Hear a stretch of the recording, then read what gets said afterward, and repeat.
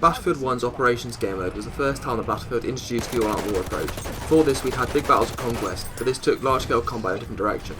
I'm a big fan of Battlefield 1, and I do play this game mode a lot, but there's a lot wrong with it and even more that I'd change. It's 2020 now, so it's pretty safe to say this game won't be receiving any more updates or additional content. With that in mind, I can't think of a better time to address the pitfalls of this mode. I'm going to be breaking this down into a few different sections in order to give this video some structure, so I'm going to be discussing map balance, playstyle, and improvements that I'd suggest. Map balance is first on our list, and there's a lot to cover here, that's for sure. There are 11 maps available for playthrough throughout this game mode, and the content of the maps varies as wildly as the quality. A game mode is about balance, giving each team a fair chance of victory provided that a balance of skill and teamwork is employed. Battlefield 1 misses the mark wildly here. Now, Operations is an objective-based game mode, and, much as the rest of Battlefield is, the focus is on these objectives. The premise is simple: cap the flag before the number of respawns you have hits 0. It sounds simple in principle, but the maps make it overly complicated. No two maps play the same, which is obviously great, but equally, no map appears equally balanced. Some maps exclusively favour the attackers or defenders, to the extent that you're unlikely to ever see more than one outcome from certain maps. Monte Grappa is a great example of this phenomenon. In this map, attackers first take a church, which is pretty easy, followed by a series of outbuildings, then you have to take the military fortifications located on the sides of the mountain. This is where the advantage switches exclusively to that of the defenders. Here they have access to multiple fortress cannons that will decimate you from across the map, as well as a massive height advantage. The defenders occupy a well-defended high ground, making trudging up it as an attacker a sobering experience. Once you get there, a system of tunnels will undoubtedly be full of defending players who must simply defend two narrow entrances. This is where matches often grind to a standstill. There is simply very little that attackers can do to breach the sheer hordes that will undoubtedly congregate in these tunnels. Certainly, there is a vague hope that once the blimp is called in for the attackers, that it may be possible to dislodge them. But this blimp is easily destroyed by a few committed team members, and then you're back to square one. If by some miracle this objective is captured, then the defenders simply fall back to a literal castle. This is even easier to defend as it's basically an impenetrable fortress. Games consist of hoping that the blimp survives long enough to kill a few defenders and that attackers can somehow take this, but this rarely happens. The problem of the horrendous map bias isn't exclusive to this map either. The Ardennes forests are another great example. The nature of this map means that fighting is restricted to close quarters tunnel engagement. Defenders must simply provide continuous fire upon these tunnels and victory is all but assured. The gameplay on this map gets very stagnant very quickly, as the constant bombardment of explosive gunfire in a very concentrated space makes it impossible for attackers to gain any ground. The most that happens in this map is that the bear moth spawns a new advanced objective. More often than not, it will be destroyed and you will simply get stuck at the next one. The layout and design of this map all but removes long range engagement, which keeps the gameplay slow and tedious. You're certain to rack up countless deaths throwing yourselves at explosives over and over again. Rupture also has a similar problem, as defenders enjoy a myriad of cover. Attackers are forced to run across open ground to certain death.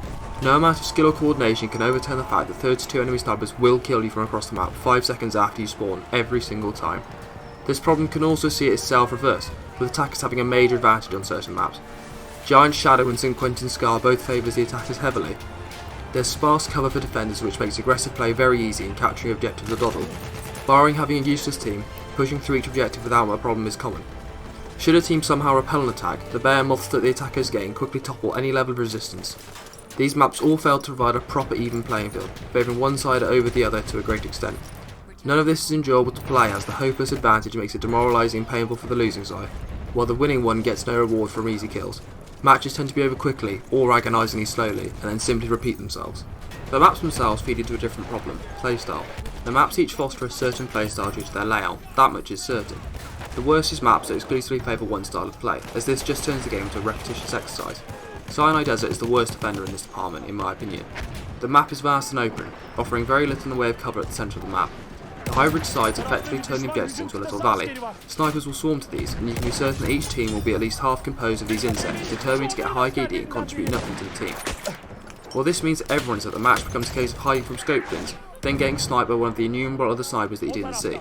Going near the objective is a death sentence, as you're out in the open. Using a class that doesn't have telescopic weaponry, so medic or assault, is suicidal as you simply can't shoot back. More often than not, you'll find yourself dying from enemies that you didn't see. This problem also goes the other way, so I'll bring us back to Argonne Forest for a bit. On this map, sniping is pretty much pointless. The cover on this map is vast, and all the foliage makes lines of sight very difficult to establish, so no one snipes, which is great. But then the close proximity of fighting risks to provide a new problem. You end up with everyone focusing on explosives, which means that you encounter a high amount of support and assault players. This map revolves around suppressive fire and explosions.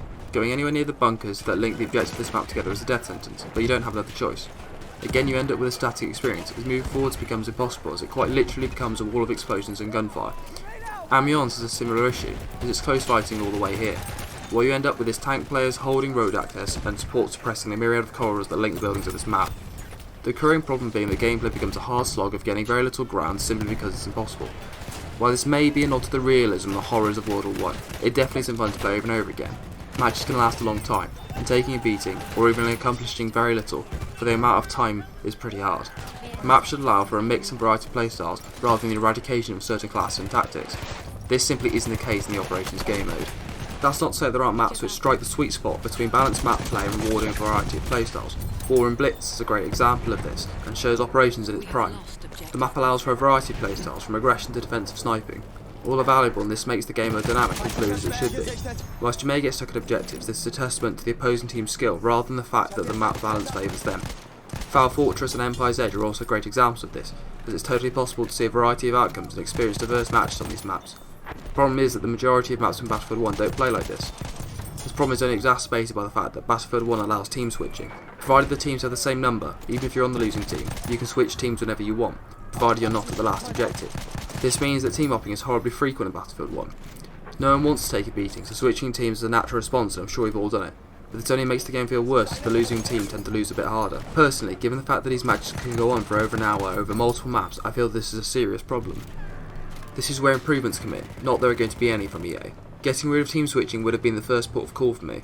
The fact that you can hop on the wing team whenever you like just seems wrong. It widens the gap between teams and produces an artificial experience. Taking a loss is a key part of any FPS game, but this takes away the capacity to lose at all. But again, I can understand why it happens so much when the maps are as broken as they are. The main problem with many of the maps is that they feature far too many choke points. Having closed off access to certain objectives only through tunnels makes them easy to defend and impossible to attack. But what's even worse is when these restricted alleys, as is mainly seen in Amiens, are just connecting parts of the map outside of the objective. This makes the problem even worse, as you simply have even more insurmountable obstacles ahead of you. Removing this and changing the static nature of gameplay would make far more sense in my opinion. Moving, fluid, dynamic combat would be far better. The point is to make skill more rewarding than map advantage being hopelessly biased in one particular direction. For maps that favour exclusively one style of play or class, that should also be addressed. There should not be a map that eradicates the need for a single class. People continue to play as that class because they want to use a certain gun, but this means they inadvertently hamper their own team. It produces a negative experience for all involved as you can't play how you want to because the mechanics and dynamics of the map simply won't let you. On maps that lean heavily towards sniping, for example, the obvious solution would be to add in more cover for advancing infantry. This would add another dimension to combat rather than repeatedly being killed at a distance simply because the best cover you have is the odd rock. The fact that certain maps are so unbalanced that behemoths make no difference for the attacking team is ridiculous. Given that the guns in this game are pretty well balanced, the fact that the map and combat design can lead to such awful experiences is a true testament to how bad the situation really is. I feel strongly about these facts as I love Battlefield as a franchise, and I love Battlefield 1 as a game. I want the ability to enjoy my own varied playstyle using a variety of guns in a variety of ways. The fact that maps force you down a specific direction to play is just demoralising and frustrating when you try to do something else, while also having maps where you exclusively see one result is just disheartening. The losing team know it's coming and no amount of skill can usually avoid it, while when you're attacking you know you're going to win so the experience feels cheapened. The fact that the greatest match variety you can often encounter is the experience of a modder is simply tragic. There are fabulous maps in this game that really let it shine, providing a fun and exciting experience for everyone, but these are few and far between. More often than not, you find yourself hoping for a match to end or waiting to team hop so that you can catch a break from the pounding your team is receiving.